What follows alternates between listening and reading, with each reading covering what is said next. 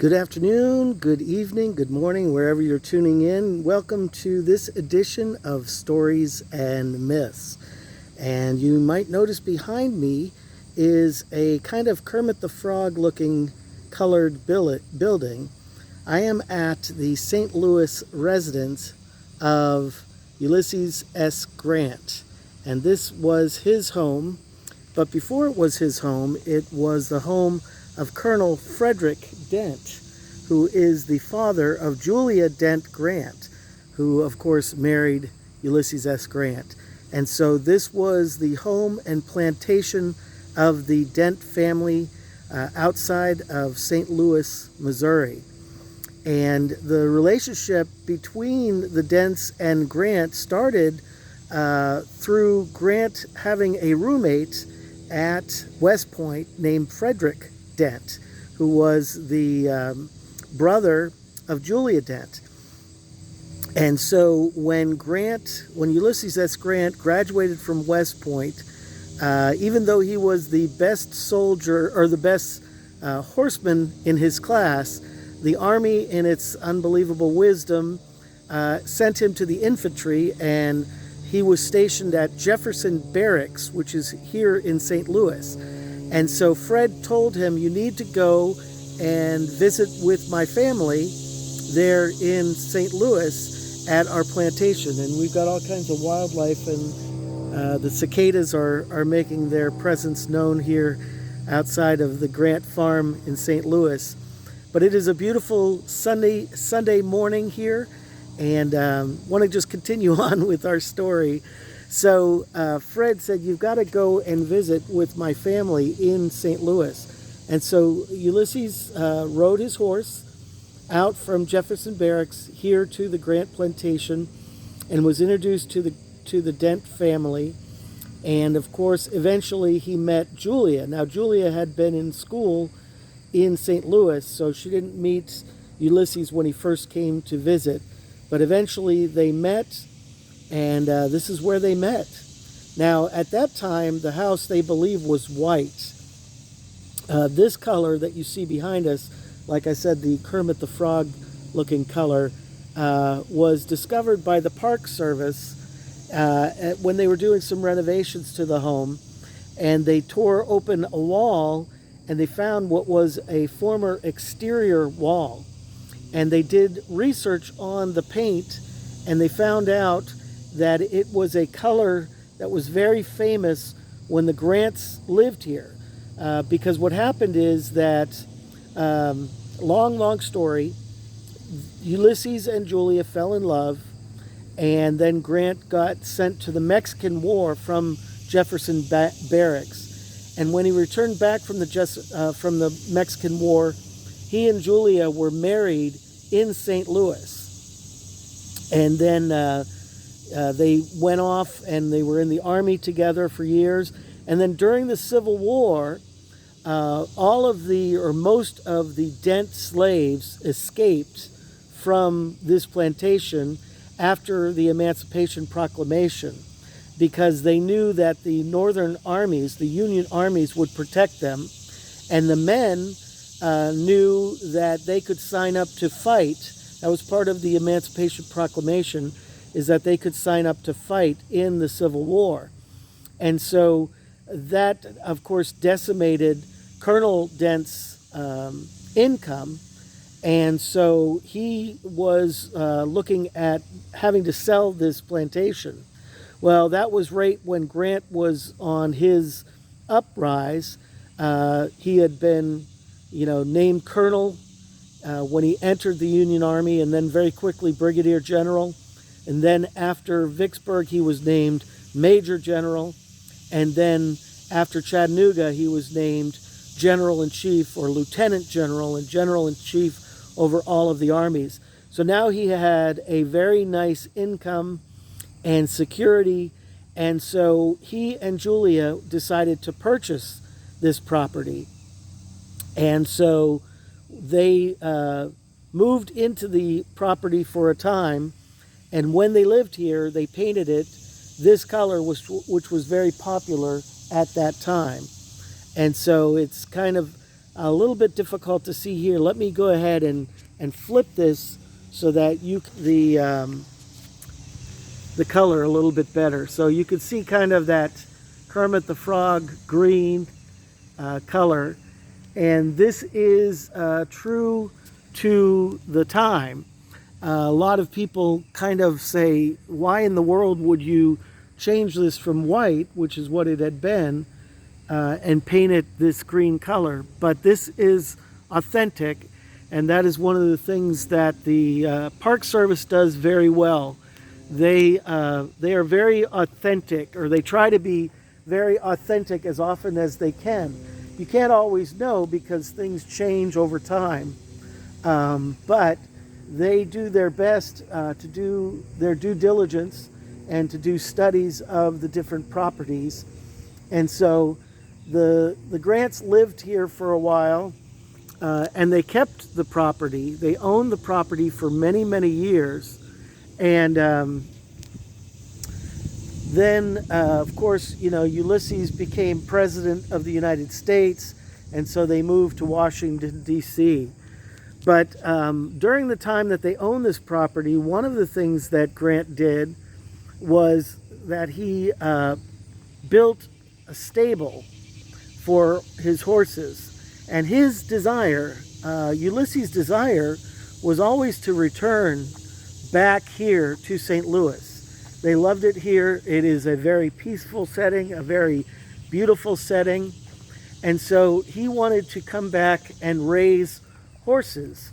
And so straight ahead you see the barn and the stables that Ulysses built in order to raise his horses. And so he had a hired helper here at the St. Louis farm, and that helper took care of the horses that Ulysses kept here. And now this stable straight ahead that we're seeing here is now a museum that was renovated. They took the stables, the original property, the original structure, and then the Park Service, the National Park Service, transformed it into a museum. And it is just really a wonderful, wonderful museum with all kinds of artifacts from the time that Ulysses and Julia lived here in St. Louis.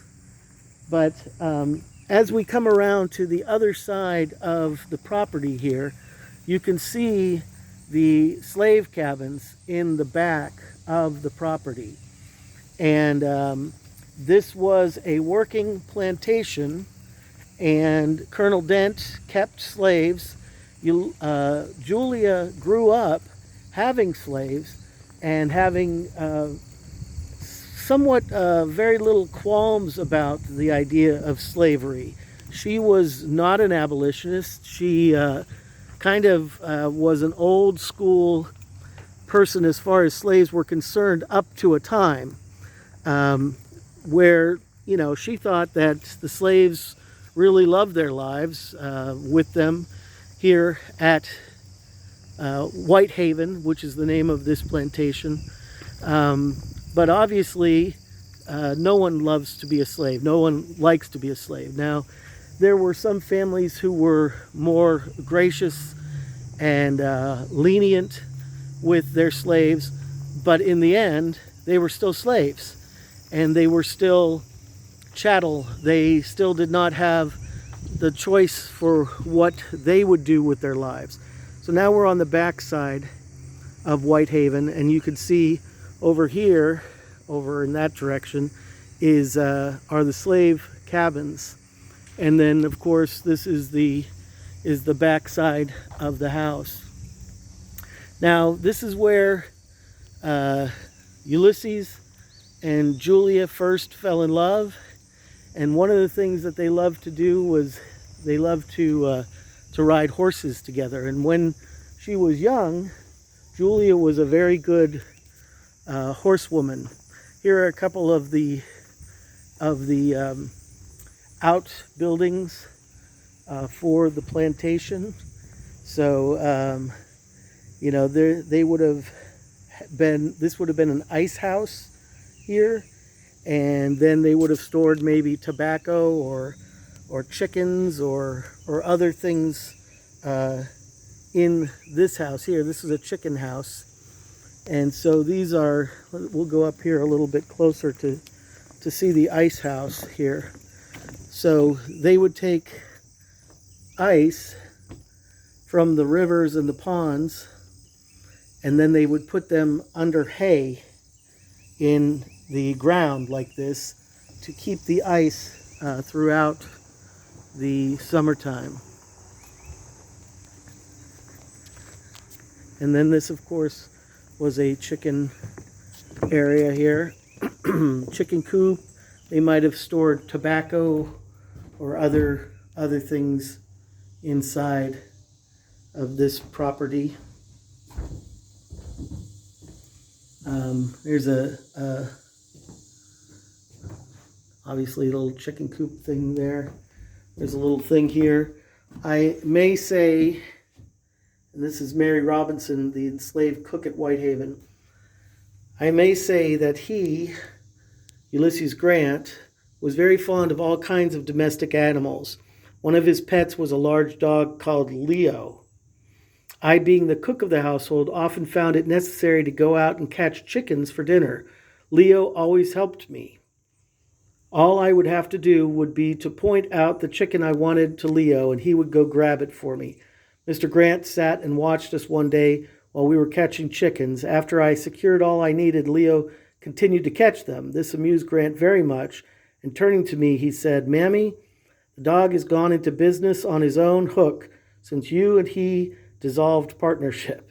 Mary Robinson, enslaved cook at Whitehaven. Now remember, Grant would have been a young man here when there were slaves. Later on, obviously, the slaves all escaped or were set free, and so then Grant came back here to live with his children and family, and they may have had, and they probably did have, some paid servants. But you could see it's a beautiful property, and the Park Service has kept it up very, very well. So now we're on it looks like we're on the south side of the house now, to the back. And the slave cabins are there and the rest of the house. So when Grant was shipped out to California and to the West Coast, Oregon, he did not do very well out there. He was very lonely, and he wanted to bring Julia and his two sons, Fred and Buck. Buck is Ulysses Jr. He wanted to bring them here or out to the West Coast, but living on a military salary, he was not able to do that. He tried all kinds of different schemes in order to bring the family out west. None of them worked, and so he became quite despondent about this, and that was when he really started to drink.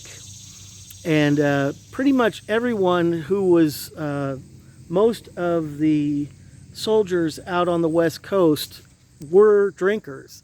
But Ulysses had a problem in that he could not drink very much alcohol before getting what they called stupid drunk.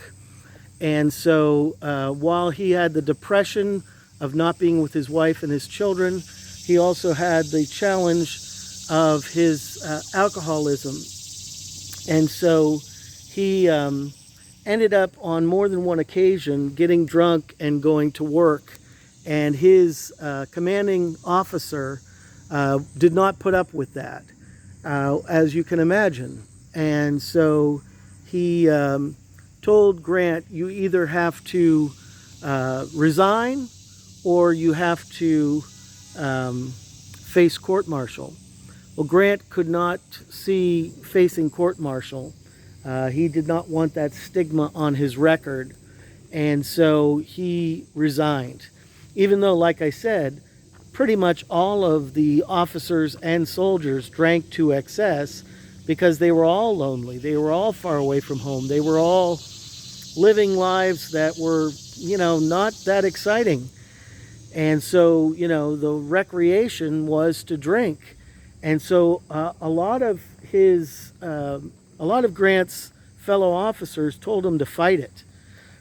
But Ulysses did not want to do that, and he certainly did not want to embarrass Julia. I think part of the reason was that Grant, before he went out west, he had made a pledge to Julia that he would not drink. And he actually joined a temperance society for quite a while to abstain from alcohol. And as long as he was with Julia, he kept his promise.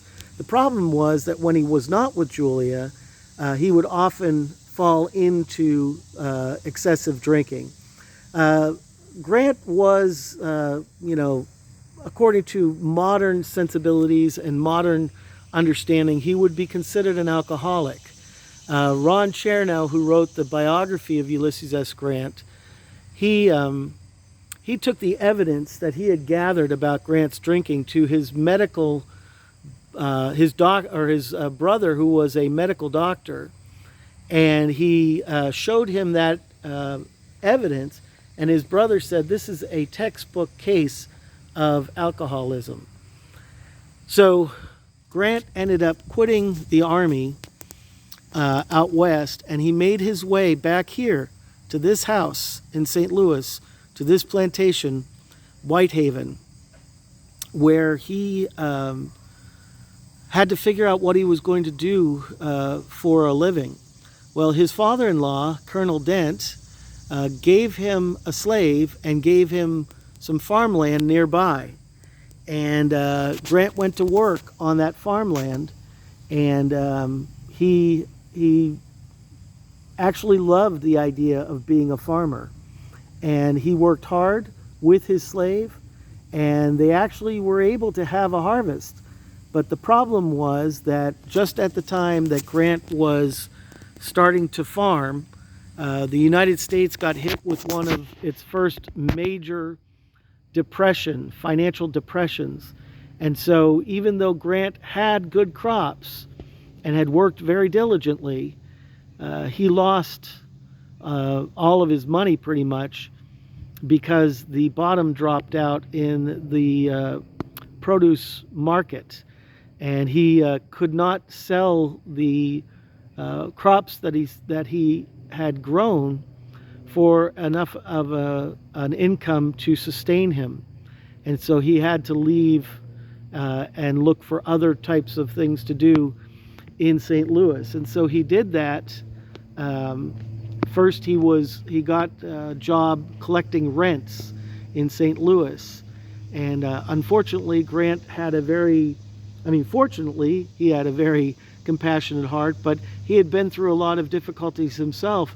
And so he had a very difficult time collecting rents of people who were going through the same kind of economic struggles that he was, not just because he had a great big heart, but because they were going through an economic depression. That's one of the things that I'm disappointed by some of the people who talk about Grant, and they don't give enough of the context as to why Grant would have done some of the things that he did. And so it was not just that Grant was a pushover, but it was that Grant had the same problems that they had, because they were all in the midst of this major economic depression. And so Grant was not able to make a go as a rent collector. And so he actually, in the end, he would chop wood on his farm, and he would carry it into town with his horse, but it never made enough money for them to sustain the family. So he was just basically making it from one day to the next, and things were very bleak here in St. Louis. But at the same time, he had the slave that was working with him, and Grant's parents were staunch abolitionists. And so Grant had grown up being opposed to slavery, but now he himself was a slave owner, having been given a slave by his father-in-law. And Grant could see what was happening in the country, and he knew that it was slavery that was tearing the country apart. And so Grant had to come to a decision. What was his decision going to be? Because Grant, being fully trained at West Point, he knew, he could see that war was coming. And he had to decide if he was going to fight for the North, the Union, or if he was going to fight for the Confederacy, because he was living in a Southern Confederate territory in Missouri, pro-slavery territory. And so he had to decide, am I going to be pro-slavery or am I going against it? Well, right here, not far from here at Grant's farm, Ulysses S. Grant came to a decision, and he decided that he was going to free his slave. Now, that slave could have made for Ulysses S. Grant $1,000. And in the 1850s, that could have tied him over for a year, maybe 2 years. It could have given him the breathing room financially to be able to get back on his feet. But Grant knew that slavery was the issue. And he knew that slavery was bringing America to a point of being divided. Not just figuratively, not just politically, but with the advent of Abraham Lincoln's candidacy for the president in 1860 for the presidential nomination of the Republican Party, Grant knew that the South was not kidding, that if Lincoln was elected, that they would withdraw from the Union. So Grant went ahead and he gave freedom to his slave right here in St. Louis. He went to the courthouse and he manumitted him and gave him his freedom papers. And then not long after that, he and Julia had a long heart-to-heart conversation.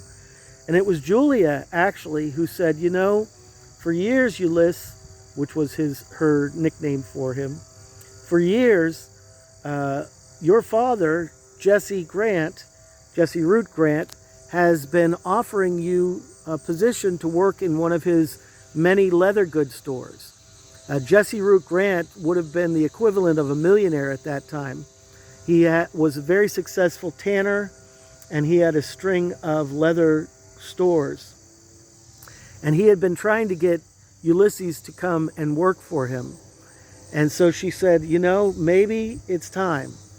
Maybe it's time for us to leave St. Louis and to do that.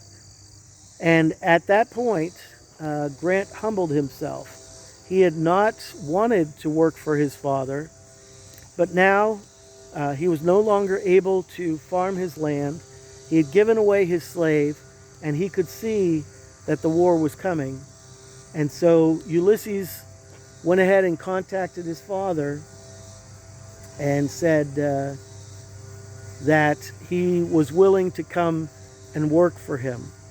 And so his father gave him the opportunity to be a clerk at his leather goods store in Galena, Illinois. And Grant had to humble himself. Here he had been a captain in the military. He had been a hero in the Mexican War. He had been a quartermaster. He was respected as a quartermaster in the army.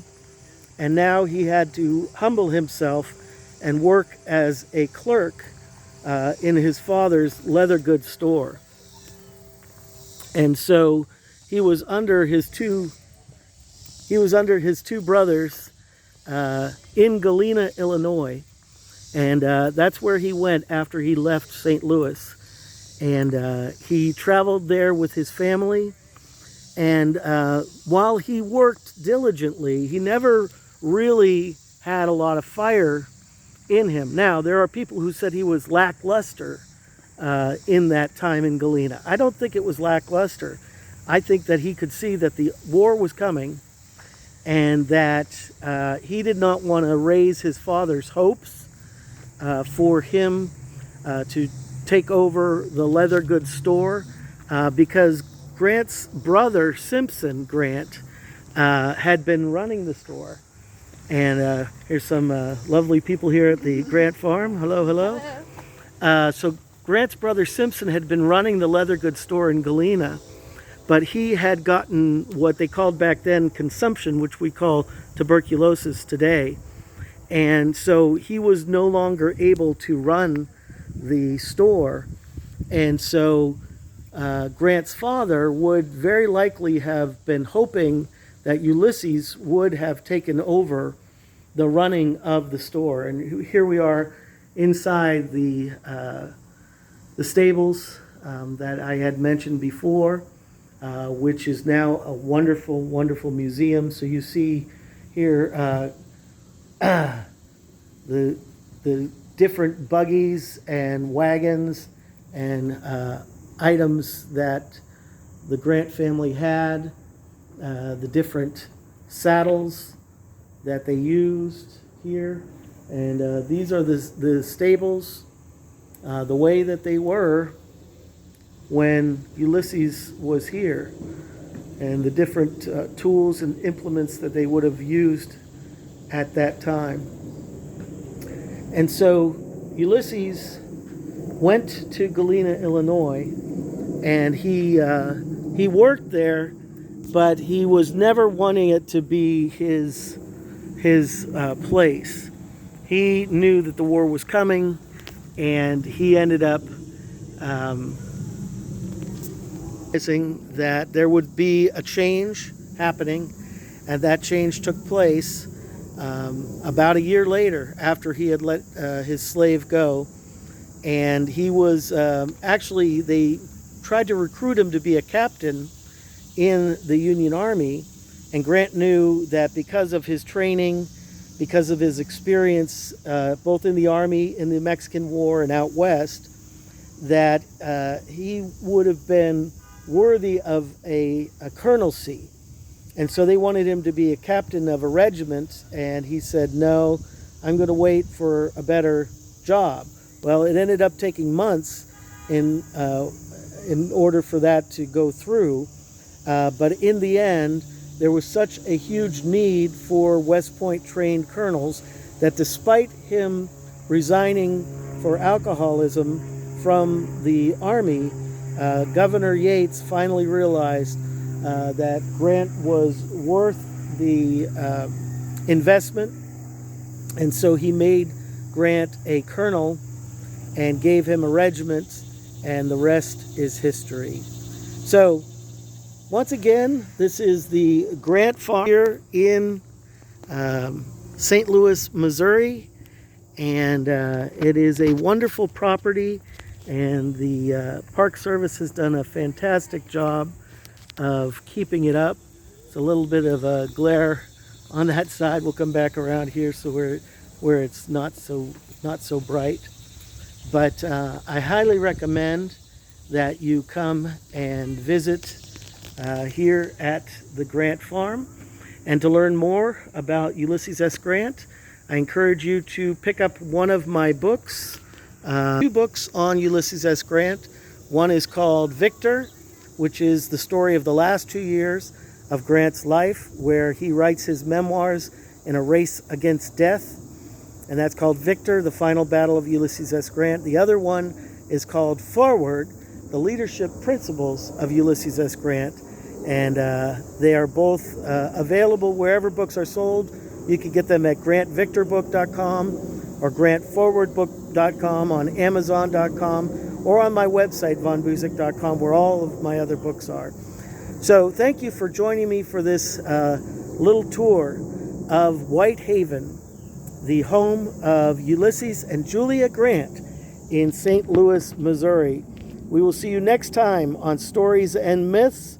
We gather every Thursday evening, 7 p.m. Eastern Time, And we will see you there, same bat time, same bat channel. Take care.